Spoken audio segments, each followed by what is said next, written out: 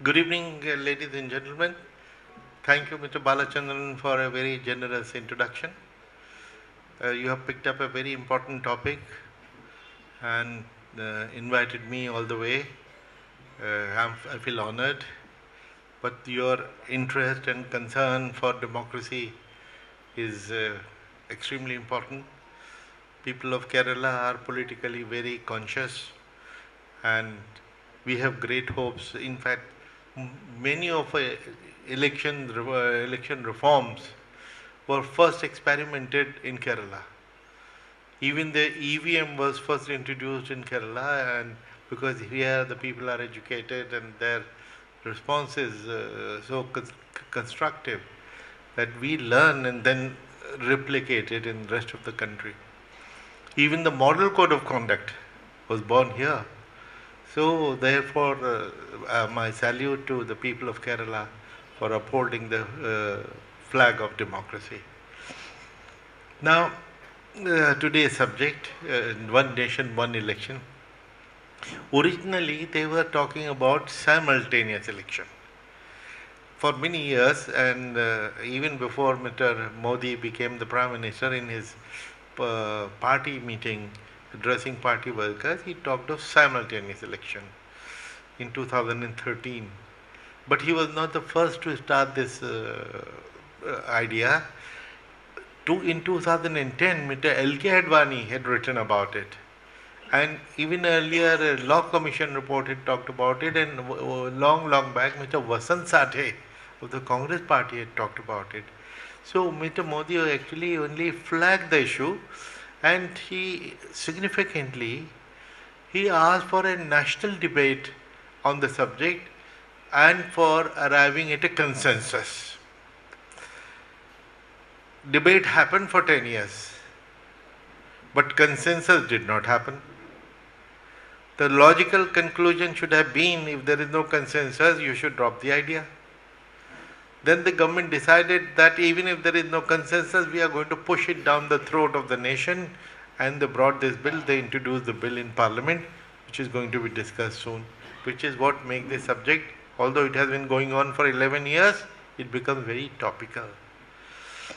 Now, originally when the Prime Minister talked about it, what are the things he had said?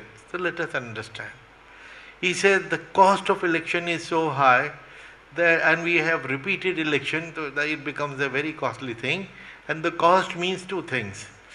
Cost to the election commission or the government for managing the election, which is just 4,500 crores, which is nothing for a democracy of our size.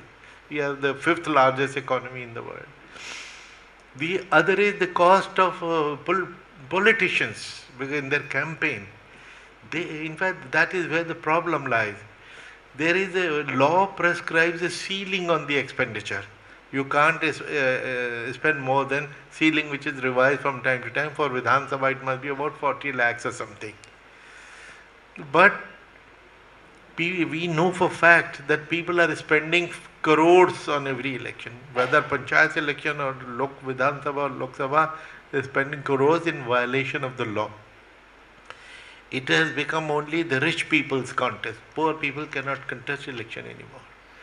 Now, one anomaly that while the law prescribes a ceiling on expenditure, there is no ceiling on expenditure by the political party. If I am a candidate, as a candidate I can't spend more than 40 lakhs, but my party can spend 40 crores on me. So what is the purpose of ceiling? It gets defeated. So I have been suggesting that if you are so conscious of the cost, why don't you put a ceiling on political party expenditure? The cost will come down drastically, and instead of this long route of a one nation, one election, so we'll have a solution, easy solution, but that is not their intention. Now, as I said, initially they used to talk of simultaneous election, but later on they introduced the word nation, one nation. The moment you talk of nation, our patriotism gets aroused. So for that purpose, one nation, one election. Now, one nation, India is a unique nation. It's the most diverse country in the world. It's a mini Commonwealth. Uh, 22 official languages. Now here, when I was hearing Malayalam yesterday in Chennai, I was hearing Tamil. That is not what we hear in Delhi. There we hear Hindi. So India is a mosaic of cultures, mosaic of languages, of all variety, and that is the beauty of India. In America, America is a big country also, although 1/4 of India in size. But from east coast to west coast, same language. Russia, huge, 11 time zones, same language. But here we have 22 official languages and hundreds of recognized other languages. So, and then so many, every major religion of the world we have in India. So, the plurality of India is our asset, is our unique aspect, which we should be proud of and not disturb, which is the attempt being made now, that everything one nation, one election. In fact, in one of my articles I said, next slogan will be one nation, one political party, one nation, one leader. And why have election every 5 years, appointed leader for life?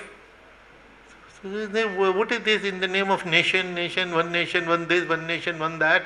So one nation and many people, one nation, many languages, one nation, many cultures. That was our slogan, and that is being played with. That's very wrong. The second reason given for one nation, one election or simultaneous election proposal was the reason was that it leads to work paralysis. The work comes to a standstill because of the model code. Now, that is a lie. Because I will request all of you and as many of you who can, please download the model code of conduct. It is 10-12 pages of small, I think from election commission side. It does not stop anything except two things. You cannot announce a new policy, and you cannot make transfers after elections have been announced. Now, you are stopping only new policy. Why is it? They say because of this model code we cannot do public good, we cannot announce policy.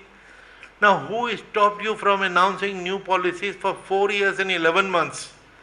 Why is it that all the bright ideas for new policies come to your mind 2 weeks before election? It's totally illogical.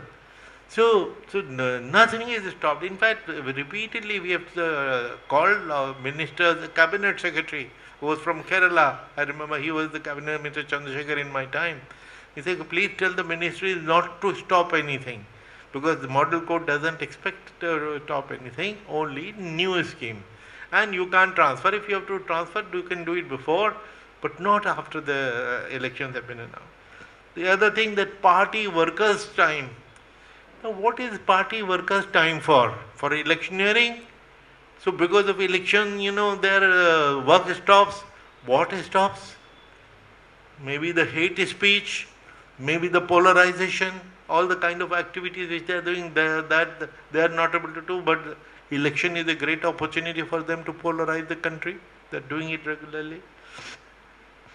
What important thing is, the Prime Minister mentioned very clearly that when we are talking of simultaneous election, we are talking of all three levels, Lok Sabha, Vidhan Sabha and the Panchayats. But you would notice, if you have been reading the newspapers and watching the media, the debate forgot about Panchayats. They were only talking of Lok Sabha and Vidhan Sabha. How can you ignore Panchayats? Lok Sabha has 543 MPs. Vidhan Sabhas altogether have 4,120 MLAs. But Panchayats have 30 lakh members of Panchayat, 30 lakhs. So that is the major part of democracy. How can you brush it aside? Constitutionally as important as the Lok Sabha election. So, but from the debate it disappeared. And I'll come to it later, when the latest thing with Mr. Kovin committee report. But I'll hold it for the moment. Now, After the suggestion was made, parliamentary committee went into it, and they also talked of massive expenditure on election, delivery of essential services is stopped. But there are some political leaders here. Our experience is that during elections, actually services improve. When an election is being held in the constituency, they will make sure you get electricity non-stop. In the neighboring district, they will cut the electricity, transfer it to you non-stop. Everything will improve, and to say that because of election, the service delivery gets affected is wrong. It improves. And because of the so many announcements, the freebies, so many things which are being given, otherwise people have forgotten. So now these were the reasons he gave. But one major reason which he did not give in favor of simultaneous election, but I will give, I have written many times about it. Because when election is staggered, it leads to more of corruption, because money is used in the election, unaccounted money, black money, distribution of liquor, casteism is promoted. 70 years ago, we hardly knew about caste. Many people did not even know their caste. Now, because of election, they know their subcaste and subcaste. Everything, they saw Gotra, because that is how the vote banks are created. Then communalism increases. You're noticing lately, particularly, that close to election, communalism to polarize the community. And in fact, I was just showing a book which I have written on population myth, Islam, family planning and politics in India. And here is a small presentation which I had made. Are Muslims overtaking the Hindus? That is the slogan which they are saying, these Muslims are going to overtake. 80% people, the Hindus, are being made scared of 14% people. This is unique in the country. 80% people are scared of 14% small segment of people. Every day, these guys, they will kill you, they'll do this. And it is leading to polarization. And polarization has become a winning electoral strategy. So, which is why, but they did not mention it, and I mention it, and supporting simultaneous election, mind you. These are the arguments in support. Now, the arguments against. I was attending one meeting where one Biju Janata Dal MP, Bhartarihari Mahtab, MP, he made a very interesting statement. Now he is in the BJP. He said, have we asked the people, what do people want? He said, people love frequent elections. Why? Because for most people, for poor people, this is the only power they have. Actually, it's because of the election, the leaders come with folded hands to their door. Otherwise, we have seen how many times that MLA MP goes missing for 5 years, he doesn't come back. People have to put posters in the streets, missing. So, finder will get 50,000 rupees, something, because they never come back. At least because of frequent elections of all kinds, at least they come back to your door. So, therefore, staggered election actually is not a bad idea. Now, the estimate of 2019 election by the Center for Media Studies was 60,000 crores were spent by the political parties. Personally, my feeling is this expenditure is not a bad idea. This is recycling of the politicians' money which goes to the poor, to the laborer, to the auto drivers, to the people who make posters, who pay posters. At least the money is being circulated instead of lying in trunks and suitcases of the politicians. So, therefore, and what is 60,000 crores? No big deal. In any case, I have told you that if you really want to reduce, there is a way with political party expenditure should be capped. Now, I'm trying to jump so that because there is time required for politician.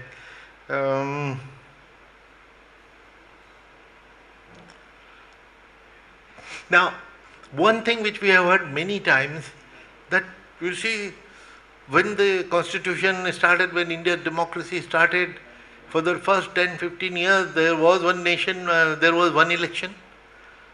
It is true. But what happened later is also true. What happened in 1956? Nehru dismissed Kerala government. So we had to have a by-election. But that is also history. If you are talking of history, historically there were simultaneous election, but historically midterm elections were held because dissolution started from Kerala.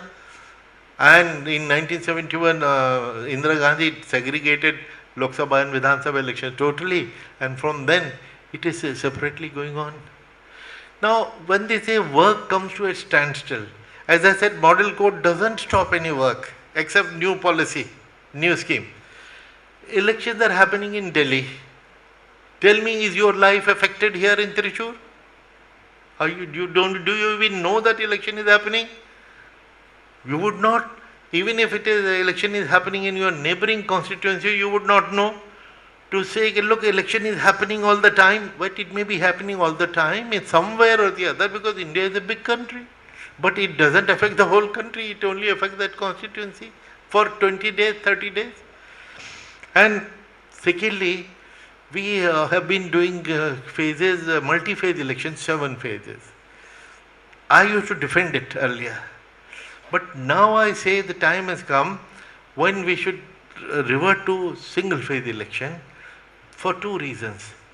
Because the only reason why we used to do multi-phase election, you are not even aware, because Kerala is always single phase, is it not? So, but Maharashtra, which used to be 1 phase, they did it in 4 phases, only one last month. Is it not hypocrisy? Is it honest? If you wanted a simultaneous election, where it used to be simultaneous, you staggered them into 4 because it suited you. So this proposal lacks sincerity. So now the only reason why we do multi-phase election, because we do an analysis of the booths, because there are some normal booths, we have 1 million booths. There are some normal booths, some sensitive booths, some hypersensitive booths.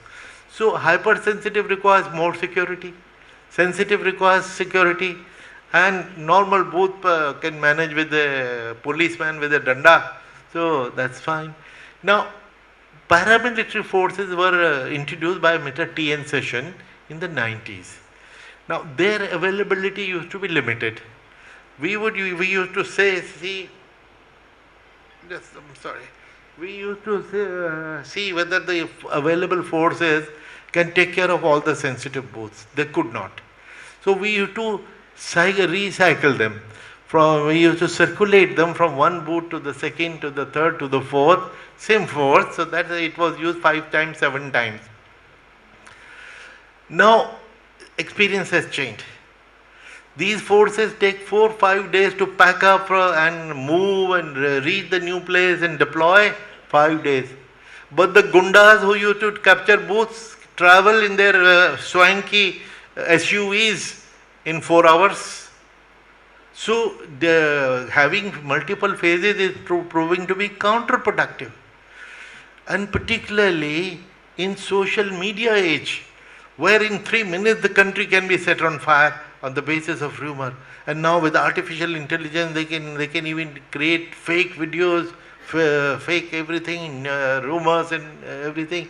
Therefore, it is in our interest, in the interest of good elections, to compress the elections and come out very quickly instead of prolonging it indefinitely, 2.5 months, 3 months. So we can do it in 32 days. I have mentioned in several articles, we can do it. Law requires 26 days, 3-4 days extra we give for political parties to decide the candidates. So they don't talk about it. They don't even look at these proposals because the intention is something different. Now, what is Election Commission's stand? For Election Commission is a brilliant idea. Why? Because the voter is the same. Where you go, whether it is Lok Sabha, Vidhan Sabha or Panchayat, the voter, you are the same voters, you have 3. Where you go to vote, the booth is the same. People who set up those booths are the district administration, they are the same. Security apparatus, they are the same. So therefore we create a booth, safe booth for you, and you go, instead of pressing one machine, you press 3 machines. Most convenient. So we conduct the election once in 5 years and play golf for 5 years. But our convenience and our comfort cannot be the concern. Our job is to conduct elections wherever it is happening. If it is happening all the time somewhere or the other, so that's our job. So whose time are you trying to save? We don't understand. Now, when the proposal was referred to parliamentary committee, they also could not come to a conclusion. It went to Niti Aayog, they also suggested the 2-phase election. Well, let's have 2.5 years. Now, what is the big deal if you are not able to achieve one election in 5 years and you want it in the middle to after 2.5 years? What is the benefit? What is all this fuss about?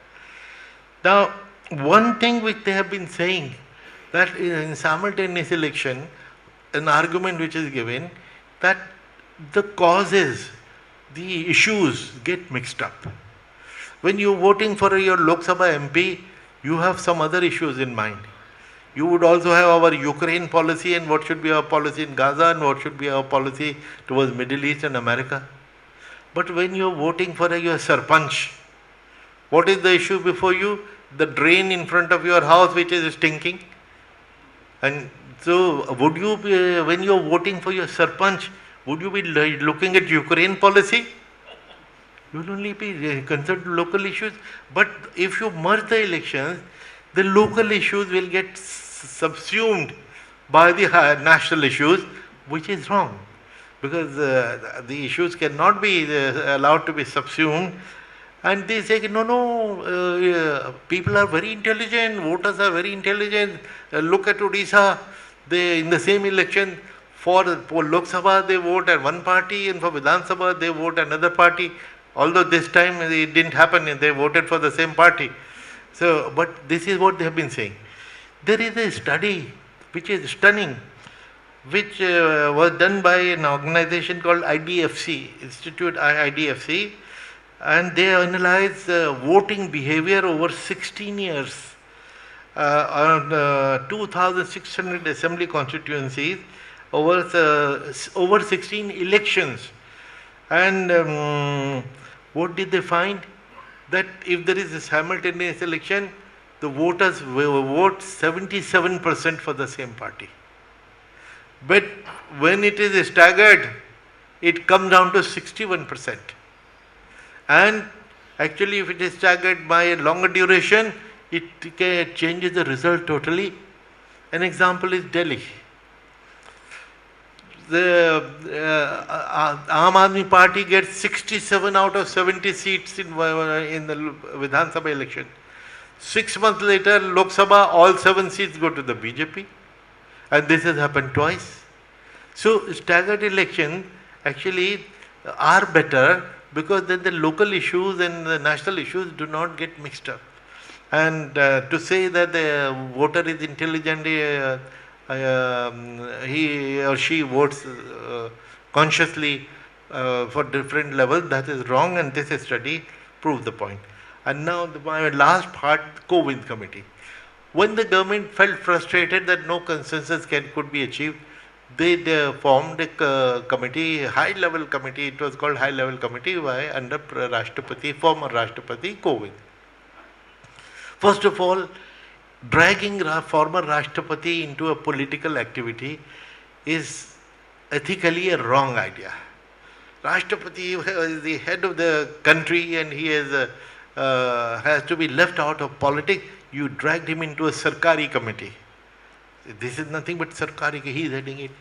And just because it is a former Rashtrapati heading a committee, do you think his recommendations we will all respect and blindly? No, we will criticize.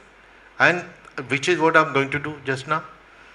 What this committee did a good job very quickly. They talked to all political parties. They invited suggestions from the people.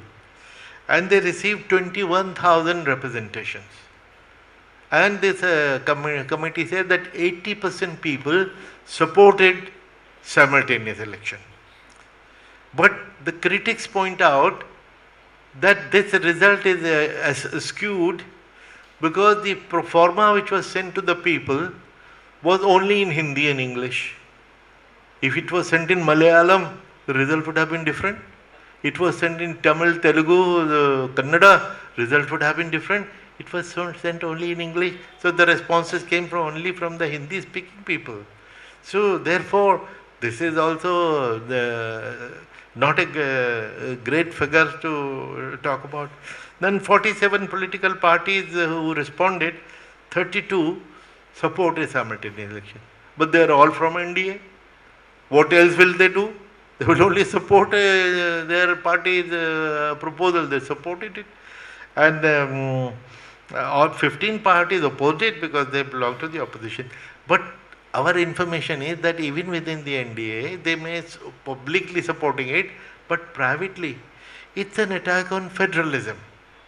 Now suppose Kerala government, the Chief Minister wants to dissolve the assembly.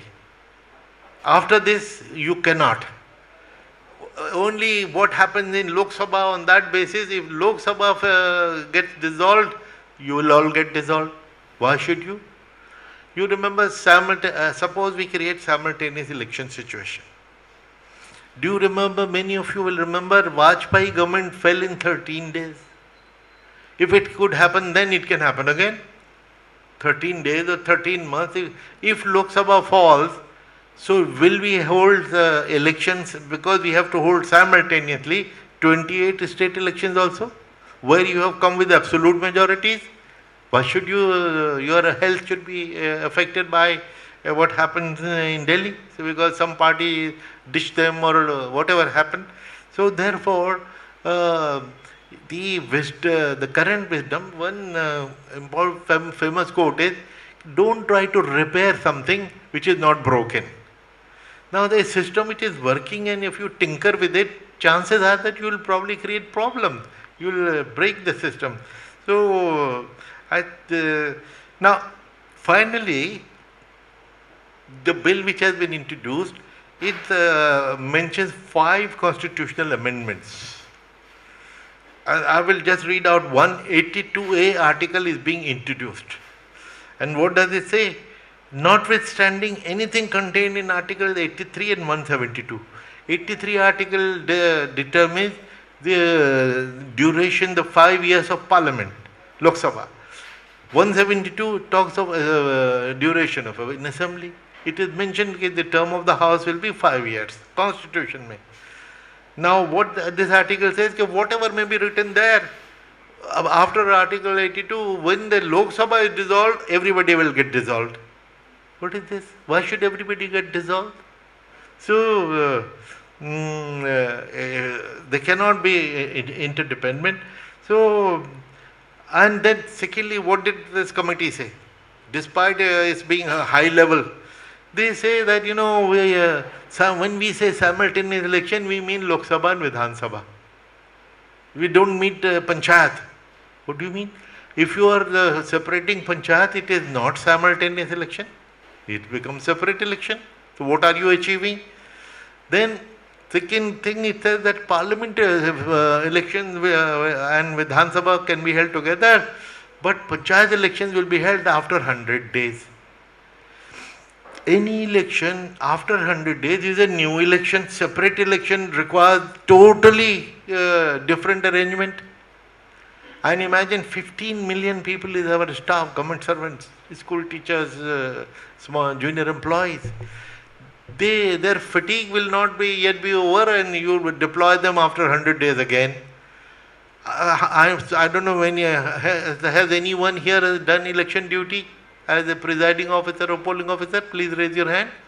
Now, would you like to be called to election after 300 days again? No? Because my sisters, my cousins, several, they were and if you ask the ladies, send them for duty again and again, ask them. They don't want to be deployed again and again.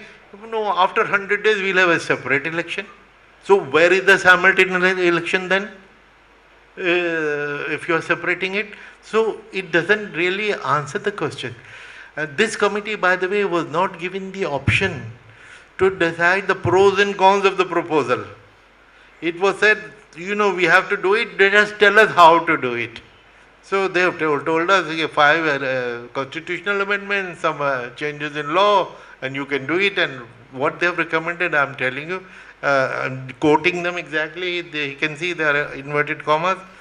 So, and therefore high cost, policy paralysis, all these exaggerated ideas, they puts a mark on the sincerity of the proposal. And personally, why me personally, the hundreds of people and writers and critics and politicians and lawyers, constitutional experts, they are saying that the system is working fine. So let it continue. Why? What is the whole purpose? So the fact that they have diluted it so much, after so much of dilution, the proposal loses its moral authority. But some kind of a stubbornness, we have to do it, we have to do it. So I think this is disturbing the constitutional scheme of things. This is surely an attack on federalism of the country. Your political future should be decided by your people within the state and not imposed on you from the center. So that is the basic structure.